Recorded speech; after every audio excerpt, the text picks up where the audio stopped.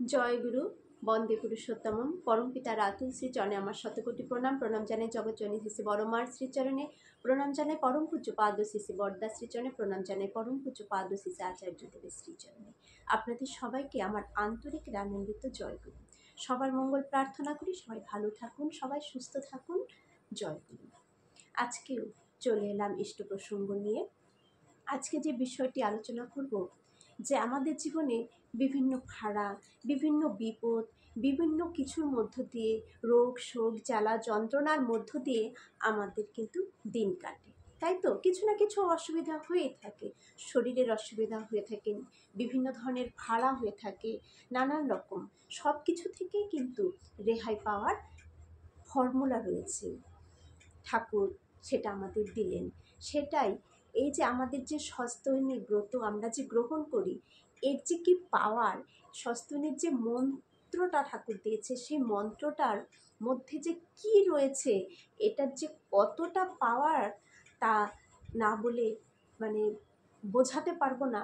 সেটা কতটাই যে শক্তিশালী, কতটাই শক্তিশালী সেই স্বস্তিনী মন্ত্রটা। এখন স্বস্তিনী মন্ত্রটার সাথে যে স্বস্তিনীর যে নীতিগুলো রয়েছে, সেইগুলো যদি আমরা সঠিকভাবে পালন করি, তবে যে স্বস্তিনী মন্ত্রটা আমরা করব, তার থেকে যে পাওয়ারটা, সেই পাওয়ারে কিন্তু সব বিপদ আপদ থেকে আমরা রক্ষা পেতে পারি, সব বিপদ থেকে। এমনকি জীবনের উন্নতিতে কেউ আমাদের আটকাতে পারবে না। মানে এতটা উন্নত আমরা হয়ে উঠব, কারো সাধ্যি নেই কোনো কিছু কেউ করে আমাদের আটকাতে পারে। এমনই একটি ঘটনা, বা আমরা অনেকে, আপনারা জানেন যে স্বস্তিনীর জল বলে, স্বস্তিনীর ফুল পাওয়া যায়, স্বস্তিনীর চরণামৃত হয়। সেটা নিয়েই আমি আজকের এই ভিডিওটি করব। সাথে বলে দেব যে স্বস্তিনীর জল ছাড়াও আমরা কিভাবে, যারা স্বস্তিনী নেইনি তারাও কিভাবে এই চরণামৃতটা বানাতে পারি। কেমন? তো শুনুন স্বস্তিনীর জলের কথা। এক দাদা কাতরভাবে বললেন, দয়াল, ছেলেটির কঠিন ভাড়া আছে, আপনি যদি দয়া করে রক্ষা করেন তাহলেই সে রেহাই পেতে পারে। জ্যোতিষীরা বলেছেন সদ্গুরু বা ইষ্টের দয়ায় সবই সম্ভব। আমারও সেই বিশ্বাস। শ্রী শ্রী ঠাকুর বললেন, পরমপিতার দয়া ছাড়া কিছু হয় না, খুব নাম করা লাগে। আর স্বস্তিনীর চরণামৃত রোজ খাওয়ানো ভালো। এই যে স্বস্তিনীর চরণামৃতটা, সেটা রোজ খাওয়ানো খুব ভালো। সেটা শুধু কারো ভাড়া রয়েছে, কারো রোগ রয়েছে, কারো অসুখ আছে তারাই খাবে তা নয়। বাড়ির প্রত্যেকে রোজ যদি এই স্বস্তিনীর চরণামৃত, স্বস্তিনীর জলটা খায়, তারা খুব ভালো থাকবে, শরীর দিয়ে মন দিয়ে। সব বিপদ আপদ ভাড়া দুর্ঘটনা সব কিছু থেকেই কিন্তু তারা রেহাই পেতে পারে। তাই এই স্বস্তিনীর জলটা করে রোজ আমাদের খাওয়া উচিত। নিষ্ঠা সহকারে স্বস্তিনীর নীতিগুলি পালন করতে হবে। ওই যে আগেই বললাম যে স্বস্তিনী নেওয়া মানে শুধু নিরামিষ খাওয়া নয়, যে নীতিগুলো রয়েছে সেইগুলোকে আমাদের সঠিকভাবে পালন করতে হবে। আর মন্ত্র পাঠ করে স্বস্তিনীর অর্ঘ্য নিবেদনের সময়, যখন আমরা স্বস্তিনী মন্ত্রটা আমরা সকালে ইষ্টভীতি করার পর যখন স্বস্তিনীর মন্ত্রটা আমরা পাঠ করি, স্বস্তিনীটা অর্ঘ্যটা নিবেদন করি, সেটা করার সময় ঠাকুর বললেন নিবেদনের সময় ফুল ও জল নিবেদন করতে হয়। যখন আমরা স্বস্তিনীর অর্ঘ্যটা নিবেদন করব, তখন তার সাথে কোনো পাত্রে জল এবং ফুল একসাথে নিয়ে সেটাও সেই মন্ত্রের সাথে ঠাকুরকে নিবেদন করতে হয়। ওই জলই স্বস্তিনীর চরণামৃত। এখন বলবো ওটা বললেই হয়ে যাবে, কিন্তু ওই যে পাওয়ার, ওই যে জলের একটা টেকনিক রয়েছে, জলের মধ্যে যা যা বলে আমি গ্রহণ করব, সেটা আমার ভেতরে, কারণ আমাদের শরীরে কিন্তু 70 ভাগই রয়েছে জল। তাহলে যে পজিটিভ, যে শক্তিশালী, যে এনার্জিমূলক জলটা আমি গ্রহণ করব, তখন আমার ভেতরের জলের সাথে সেই জলটা মিশে গিয়ে সে ভেতরে কিন্তু সেই কাজটা পুরোপুরিভাবে তখন করা শুরু করে দেয়। সেই এনার্জি নিয়ে, সে পাওয়ার নিয়ে, সে ভাব নিয়ে আমার শরীরের শিরায় শিরায় সেই কাজগুলো হতে থাকে।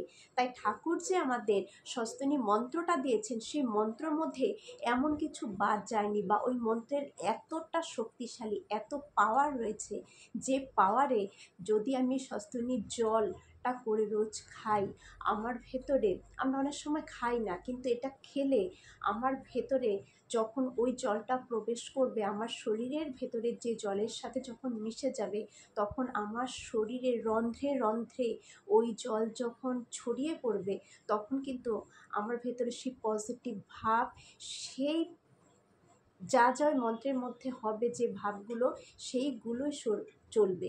তখন কিন্তু আমরা সব কিছু থেকেই রক্ষা পেতে পারি, উন্নত হতে পারি, দরিদ্রতা কাটবে, জীবনে উন্নত হব, রোগ শোক দুঃখ জ্বালা সব দূর হয়ে যায় এই স্বস্তিনী যদি আমরা সঠিকভাবে পালন করি, এবং স্বস্তিনীর এই চরণামৃত তৈরি করে যদি আমরা সেবন করি, এবং সবাইকে যদি সেটা সেবন করাই। স্বস্তিনীর মতো এত পাওয়ারফুল, শক্তিমান আর কিছু দেখি না।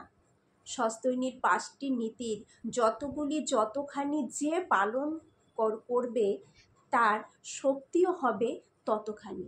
এই যে নীতিগুলো কথা বললাম, নীতিগুলো পালন না করে শুধু নিরামিষ খেলে স্বস্তিনী নয়, ওই নীতিগুলো পালন করতে হবে। তাই নীতিগুলো যে নীতিটাকে যতটা বেশি করে পালন করবে, সে ততটাই সেদিক দিয়ে কিন্তু শক্তিশালী হয়ে উঠবে।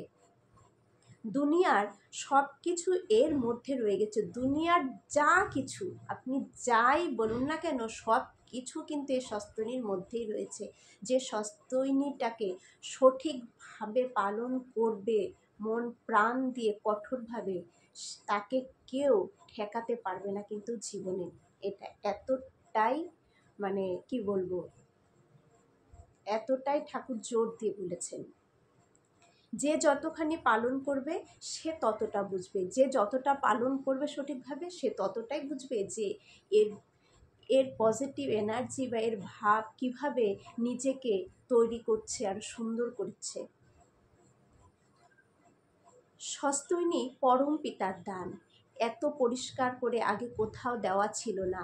বিধিগুলি একত্রে মালাকারে গেঁথে পরমপিতা এবার আমাদের সবার সামনে রক্ষা কবচ হিসেবে উপহার দিয়েছেন। অনেকে ভালো করে পড়ে না, তাই এর মহিমাও উপলব্ধি করতে পারে না। ঠাকুর এটা আলোচনা প্রসঙ্গে 10ম খণ্ডে খুব সুন্দরভাবে আমাদের কিন্তু বলে দিলেন। এখন আমি বলি, স্বস্তিনী চরণামৃত আমরা করি, যারা নেননি তারা কি করবেন, তারাও যখন ইষ্টভৃতিটা করবেন, ইষ্টভৃতি করার পরে হাতে একটু জল নিয়ে বা কোনো একটা পাত্রে জল নিয়ে খুব করে নাম করবেন, ঠাকুরের নাম করে বলবেন, আমি ভালো, আমি সুস্থ, আমি পরমপিতার সন্তান, আমি শক্তিশালী, আমি সব পারি, আমি সব পারি। Thank you. ঠাকুরকে ধন্যবাদ জানাবেন, জানিয়ে সেই জলটাকে রোজ সেবন করুন। দেখুন শরীর ভালো থাকবে, সব আপদ বিপদ থেকে রক্ষা পাবেন, জীবনে উন্নত হবেন, নিজের পরিবর্তন নিজে বুঝতে পারবেন ধীরে ধীরে। শুধু বিশ্বাস রেখে ভালোবেসে করতে হবে, এটা বারবার বলছি। জয়গুরু। পরমপিতার শ্রীচরণে আপনাদের সকলের মঙ্গল প্রার্থনা করি। জয় গুরু।